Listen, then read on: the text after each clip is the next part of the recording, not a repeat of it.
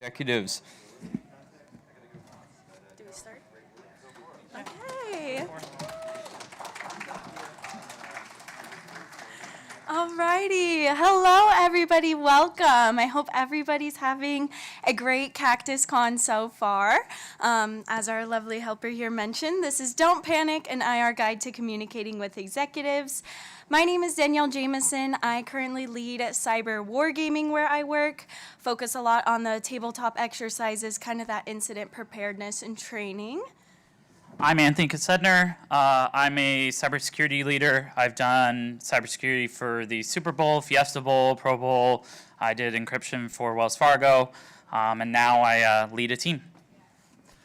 And I'm Nate. I do program management and security for the Security Operations Center.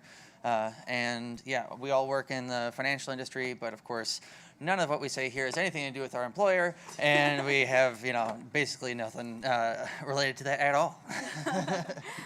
Alrighty, so for the agenda today, we're going to start with the report at the end of the universe. We'll go into life, the bad examples, and how to fix everything. We'll give you the ultimate IR guide, a incomplete and very abridged version. And then we'll say farewell, so long, and thanks for all the questions. We have our token meme here. So if you've ever worked in security operations, I'm sure you felt this way. Everything's on fire, everyone's running around, and management wants that report in 5 minutes. So this should hopefully help with that. And we'll go into the first section here, which is the report at the end of the universe. I'll pass it over to Anthony. Thanks, Danielle. So before we get started here, we want to kind of talk about what we're going to talk about. So this talk is about internal communications to executives and others. When you're communicating, typically we're all technical, but those who we're talking to may not be, right? We may have to explain how the situation, the technicalities, and allow other people to make decisions for business, for risk purposes, even regulatory or insurance. So today we're going to talk about how do you explain what's going on without unnecessarily freaking people out, big important thing, or maybe freaking them out if it's appropriate, if you want them to actually do something or there's something going on that we need to make sure they do, as well as our experience in cyber. So this could, in theory, though, apply to any sort of industry, incident response and communications used by fire department, police, law enforcement, down to schools and other sorts of assemblies to communicate and action intelligence or something going on. So give it back over to Nate. Yeah, so now we're going to get into the meat of things, talk about writing effective reports. The first thing to do is remember your audience. Not every CEO is a Linux admin, so you don't have to, you don't want to make things too specific and too technical for them. All right, you also got to think about what do they care about. What they really care about is impact to the business. All right, so customer impact, financial impact, reputational impact. How are people going to feel in the public about this if this becomes public? Is this going to affect our bottom line? All right. Next, stick to the facts as you know them. All right. You don't want to be speculating, and you don't want to bring your feelings into it. That's for sure. If you don't know something, you can use qualifiers like, at this time, this is what we know. This is likely what's happening. This is probably what's happening. You also want to be anticipating questions. So your executives are going to have questions. If you can answer as many of those questions beforehand, before they ask them, as you can, that's great. You want to make sure that they're not, leaving them with the questions that make them freak out, right? Next, you want to get rid of unnecessary detail. Again, not everybody in your executive leadership is going to be a Linux admin. They're not going to be a network admin. All right, so you want to keep it short, and no one's going to read a 3-page report. All right, like a couple paragraphs max, and you want to avoid jargon wherever you can. So after that, clear and concise writing is a skill. Not everybody has it, and that's okay. All right, sometimes you might want to bring someone from even outside of the security department and bring them in to have some fresh set of eyes, especially to get rid of stuff like that jargon that we know so well that maybe other people don't. Right, it might seem simple to us, but for somebody outside of security, they might not even know. And it's something you might want to even consider during like a critical security incident becoming a planned role. Right, somebody who is the sort of person from outside security who comes in and helps with that communication as things are going on. And lastly, everybody needs an editor. So You can't take feedback personally. Even journalists, even people who write for a living, even authors need editors, right? We're not going to get everything right on the first try. Yeah, and so now that we know kind of what we want in the report, how are we structuring it? Like Nate mentioned, these executives are very busy, their calendars are very full, and they probably don't care too much about what you have to say unless it's really important stuff. So you want to keep it very high level, no details. They should be able to open the email, see exactly what they need to see right there, and that's it. They get all of the information that they need. So high-level details, what is the impact to the business? This is most important to them. These are the questions that they're going to then have to answer from like the board and stuff like that. So users impacted, data exposed, financial loss, etc. Just put whatever you know in there at that point in time. After that, we can go into what are we doing about it. So you want to summarize your incident response activities, let them know what's going on, where are we at, and then as the incident is kind of progressing, we can get into some of those lessons learned. How are we making sure that this doesn't happen again next week, right? So that is kind of how we want to structure the report, and now we'll go into some examples. Okay, so very important thing before we go into the examples. These are based upon fictional scenarios, and if they happen to relate to something real, that is purely coincidental. We're living in the Hitchhiker's Guide to the Universe, a Guide to the Galaxy. Nervous, I messed up. But this fictional universe we're living in, and so if anything happens to, be related to something purely coincidental, we tried our best to make it fun, so let's get into some of them. So we're going to go through some examples and give you kind of how would we write things, right? So we have a not great, we'll have a revised one, give you some ideas of how would I translate that technical jargon, convey it over to the business, the executives, public, whoever. So in example 1, we're going to go over something that error in here is it's way too technical. So the situation is that you are an incident responder at Infinite Probability Technologies, Inc. The org was hit with a ransomware attack. The threat actor has encrypted the systems and exfilled data. Your job is not to fix it. We're assuming the teams are all doing their jobs correctly. Your job is simply to communicate it. So here's a not great response. An APT utilized OSINT to pretext the TS hotline at infinite probability. This resulted in domain admin, which allowed the APT to set up a C2 server and encrypt assets on the network using a 256-bit key, ChaCha20 Poly 1305. Scattered Spider also exfiltrated PCI, NPII, PII information while inhibiting system recovery. MITRE attack T1490. IR teams are eradicating the Trojanized malware and obtaining forensic evidence for reverse engineering. So, I mean, those are all valid technical terms, but it's a lot of jargon, right? So, how do we break this down, and how would I explain this to someone who knows nothing about cybersecurity or very limited, right? Because they need to make decisions. Someone else may need to make financial decisions or decisions for the business based upon what's going on, right? So we tried to do that here. So some of the things we talked about here, jargon going away, abbreviations going away, trying to make it clear, concise, and able to be understood. So we revised it to say a threat actor, Scattered Spider, utilized publicly available information to trick the technical support hotline, the TS hotline. This allowed them to gain admin access and lock up devices on the network. The threat actor also exfilled sensitive data from 20,000 customers and 300 employees. Keyword there is, what does this data mean? What's the impact, right? They want to know about those quantitative numbers and not necessarily the types of data. Sometimes they do, it depends on the regulation, but we didn't really describe the data before. The threat actor is preventing the recovery of critical systems by destroying backups. Key thing to know. The incident response team is working to collect evidence and remove the threat. So we can see in the difference here, I give lots of actionable information here. I'm not creating too much horror, disruption, and I can use these technical terms with my internal teams, but at the same time, when I'm presenting and communicating upwards, I can use this revised, simplified, and a lot more effective communication. So let's go on to another example with Nate. All right, so now we have one that's probably a little bit too scary. Again, we're an incident responder at Infinite Probability Technologies, Inc., and a new zero-day vulnerability in a popular application from Vogon Technologies has been announced. So, a new highly critical zero-day vulnerability in Vogon Technologies software has likely already been exploited on every internet-facing server in existence. One of our servers is compromised. This could result in all of our client-facing services being taken down, complete compromise of our entire network, and will also likely cause our stock prices to drop precipitously. I can already see protesters gathering outside the building, right? Obviously, maybe this is overblowing the situation a little bit. So here's our much better version. Things are a little bit toned down.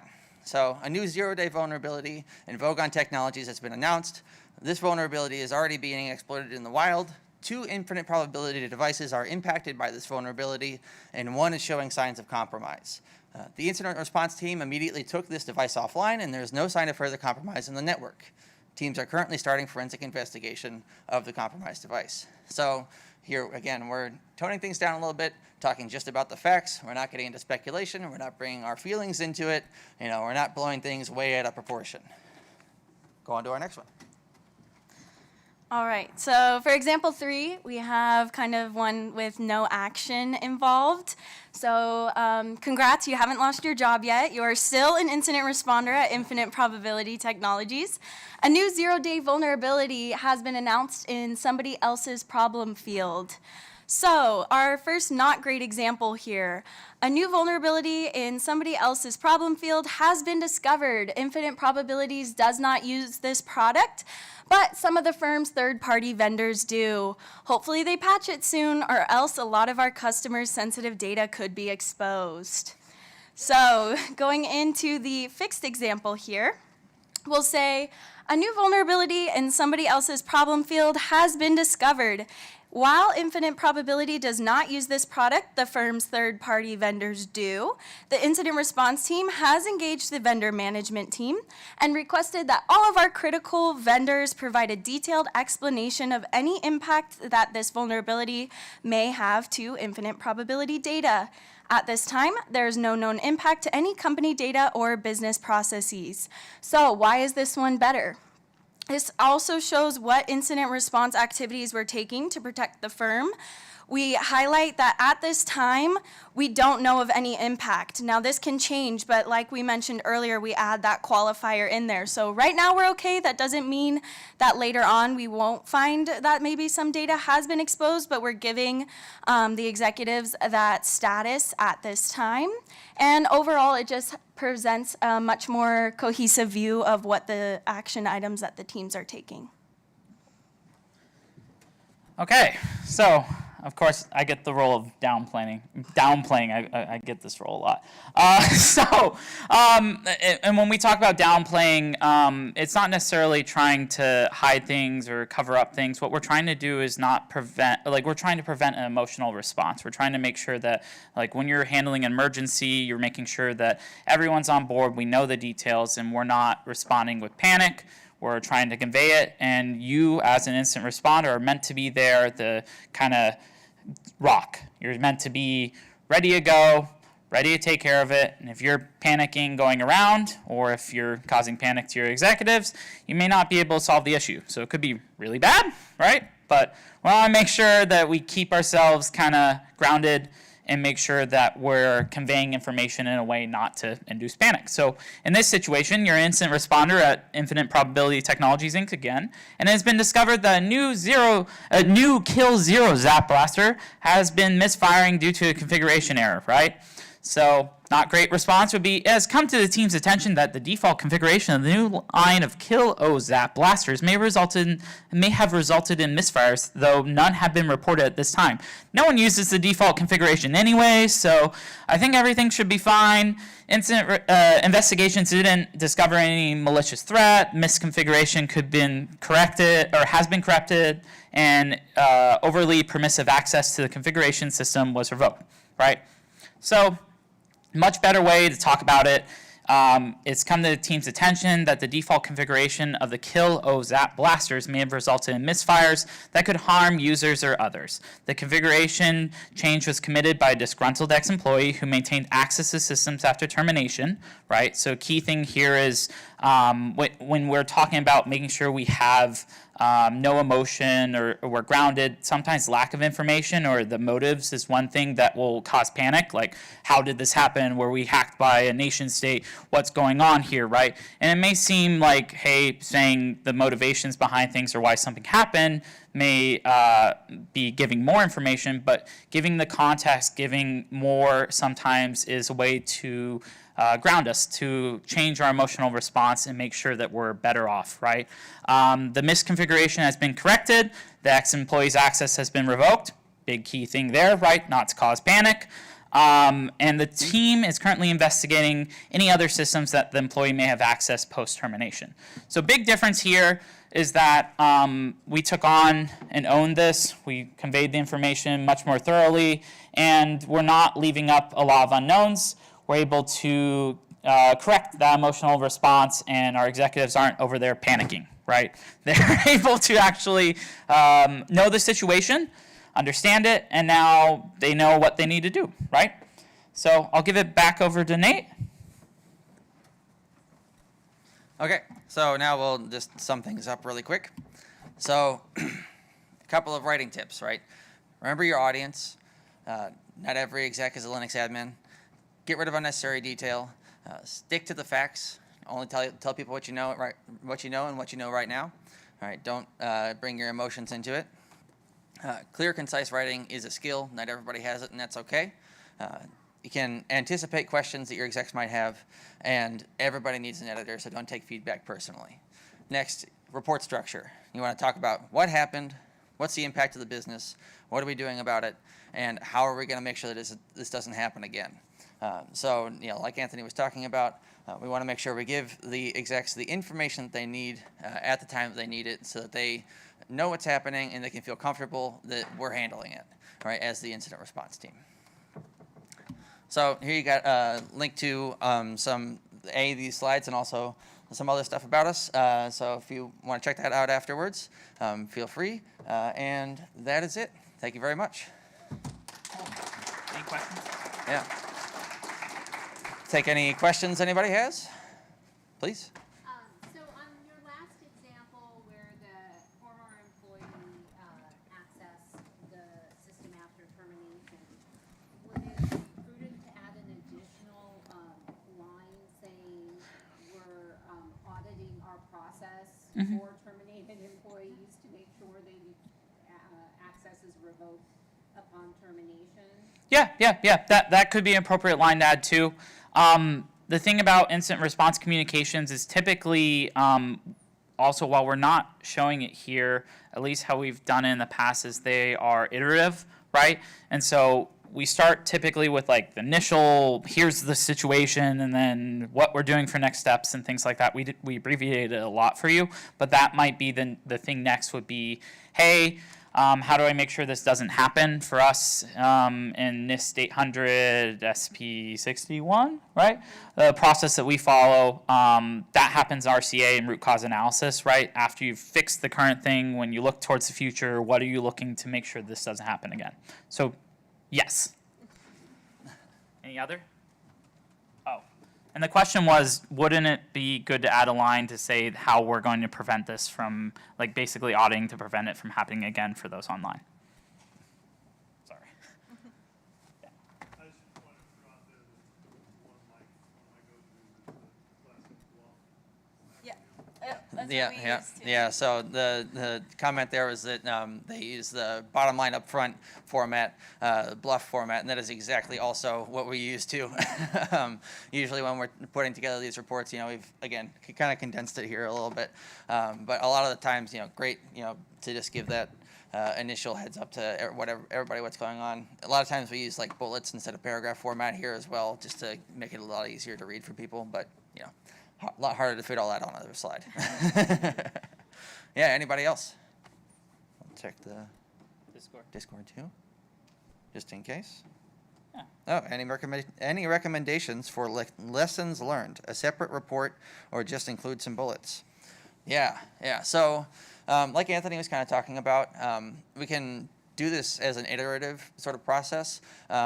We might want to, include some of those lessons learned as we start to move through these these incidents, right? We start with containing what's happening, and then we move on to the post-incident activities where we're trying to figure out the root cause. We discover what the lessons learned are, and we might include some of that in like updates to that initial report that we created just for the executives to look at. But you also want to be creating, a formal root cause analysis report that would include the lessons learned section.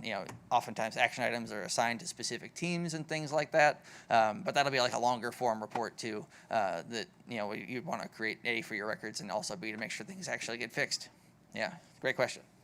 Anything else about communication, incident response in general? Doesn't have to be on the communication if you have a question. Cool. Oh yeah. What's a good time frame when you start investigating to let the exec know something's happening without all the details? I would say as soon as you can sorry, repeating the question for the people online. Our question here was, what is the appropriate time frame to letting the executives know as we're figuring out this information? If you can get a report out as soon as you can with at least the high level information and what you know at that time, I think that's really helpful, especially because you don't want your executives finding out about something from another source, right? If it's a cybersecurity incident, it should be coming from the incident response team and not, external or anything like that. So I think if you can get a report out, just with what you have at that time, that's a good start. And then what we have often done is also in the very beginning, let them know when to expect the next report, because then that also gives us a timeline to work against for information gathering and different stuff like that. And to add on also, in some industries there could be a regulatory requirement depending on your industry. So for us, we have it's a regulatory requirement, special requirement. We have to do it in a couple hours to an external body, which is not typical. So if your executives or whoever's making decisions, obviously you have to prepare and consult external counsel, communications, privacy, all sorts of different groups if you're a large company, or like a couple guys if you're a small one, right? But giving them as much time as possible to revise, to get stuff flowing. Typically, sometimes people split those out, and you have a role that's just communicating. That's just making the next bluff or the next update and sending it off, answering questions with the executives in some other room or with the business, and then moving on and coming and bringing that back to those that are fixing and actually doing the incident response. It keeps kind of business with the business. They're not in there kind of questioning what your responders are doing, and your communication updates are kind of flowing just as you resolve as well.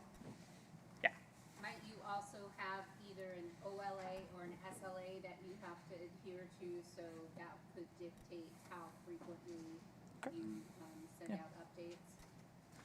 Yeah, definitely. The question was, might you also have like an SLA to follow, or an OLA to follow when you're sending out updates, and that might dictate things? Absolutely. If that's something that your team has pre-committed to in order to make sure that we give out updates based on the criticality of the system or whatever it might be, yeah, that could absolutely affect things too. Really just depends on your specific environment and how things are set up. Yeah, anything else? Great. Well, thank you very much, everybody. I appreciate you all hanging out with us. Have a good time. Thank you.